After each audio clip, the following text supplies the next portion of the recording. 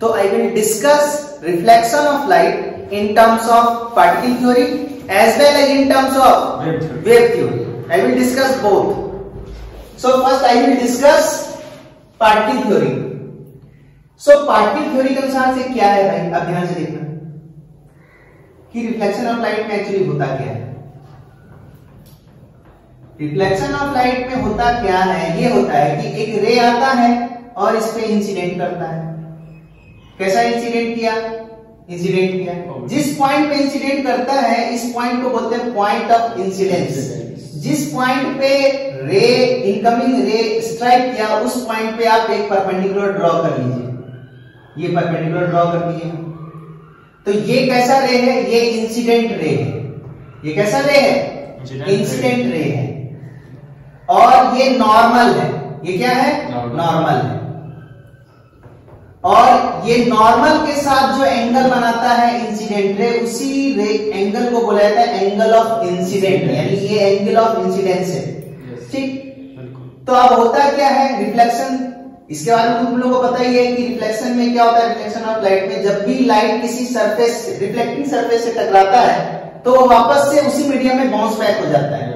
जिस मीडियम से ये रे इंसिडेंट रे आ रहा था वापस से उसी मीडियम, क्योंकि नीचे जो है वो सिल्वर किया हुआ है, नीचे रे जा ही नहीं सकता है. तो ये रिफ्लेक्ट कर गया इसको, ये रिफ्लेक्ट कर दिया. तो इस रे को हम लोग बोलते हैं reflected ray, RR, reflected ray. ठीक है. और ये जो एंगल बना नॉर्मल के साथ, इस एंगल को बोलते हैं क्या, एंगल ऑफ रिफ्लेक्शन. ठीक है. तो ये है तुम्हारा O, point of incidence, incident ray. ठीक है. तो ये रिफ्लेक्शन है. लेकिन ये जो हम रिफ्लेक्शन तुमको सिखा रहे हैं, ये जो रिफ्लेक्शन है कैसा रिफ्लेक्शन है, ऑब्लिक. ये ऑब्लिक इंसिडेंस है, ऑब्लिक इंसिडेंस. ठीक है. अगर अब और इसमें लॉ क्या कहता है, लॉ क्या कहता है रिफ्लेक्शन का, तो रिफ्लेक्शन का लॉ कहता है the incident ray, the normal, reflected ray and the point of incidence all lie in the same plane. It always lie in the same plane. ये सारा का सारा एक ही प्लेन में होगा हमेशा. और दूसरा लॉ क्या कहता है, the second law says that the angle of incidence is equal to angle of reflection, that is angle I is equal to R. यानी एंगल I जो होता है वो एंगल R के क्या होता है, बराबर होता है. And this type of incidence is known as oblique incidence. When ray comes along the direction of normal, then it is said to be normal incidence. So in case of normal incidence, what will be the angle of I?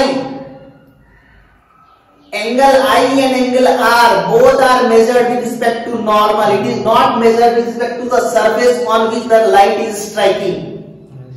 जिस surface पे light strike कर रहा है उससे major नहीं करते angle. Angle I and R both are measured with respect to normal. So this is called oblique incidence, means light is incident obliquely on this reflecting surface.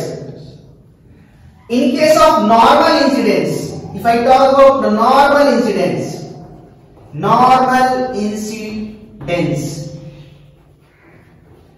so this is the reflecting surface, again this is the reflecting surface, and I will incident a light perpendicularly on it. So this is called incident ray IR, and this is the point at which this ray is striking. That's why it is known as point of incidence O. And this is also normal. That's why angle I is equal to what? 0. This ray, this incident ray is making some angle with this normal, but this incident ray is not making any angle with normal, because normal and incident ray both are along the same line. So that's why it is known as a normal incidence.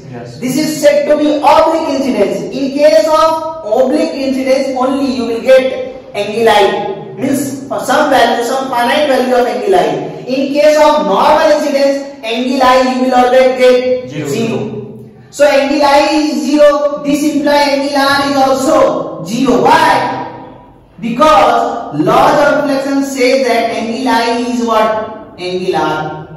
Angle R is equal to angle I. यही कहता है ना law का, yes. तो ये oblique incidence है और ये नॉर्मल इंसिडेंस है। अब यहां पर एक और चर्चा, जब हम वेव के टर्म में बात करेंगे तो वेव के टर्म में जब भी हम लोग बात करते हैं यानी लाइट को जब भी हम लोग डिस्कस करते हैं इन टर्म्स ऑफ वेव, तो वेव में हमेशा कुछ ना कुछ कैरेक्टरिस्टिक्स होता है। जैसे वेव में क्या होता है, एम्पलीट्यूड होता है, वेव में क्या होता है, फ्रीक्वेंसी होता है, वेव में क्या होता है, वेवलेंथ होता है। यानी कहने का मतलब there are so many terminals, there are so many terminologies associated with whenever we talk about wave, isn't it?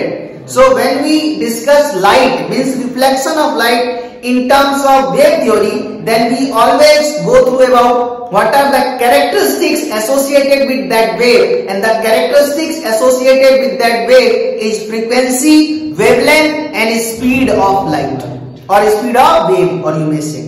So what is source? There are three terminology, please mind it, then you can answer few questions. Frequency, frequency is generally denoted by f, or you can denote by nu. This is the symbol of nu, frequency. And then next terminology is what? Wavelength, wavelength, that is denoted by lambda, that is denoted by lambda. And the speed of wave, speed of wave, and there is relation between these three terms, speed of wave, wavelength and frequency, that is given by speed of wave. Speed of wave is equal to frequency of wave into wavelength.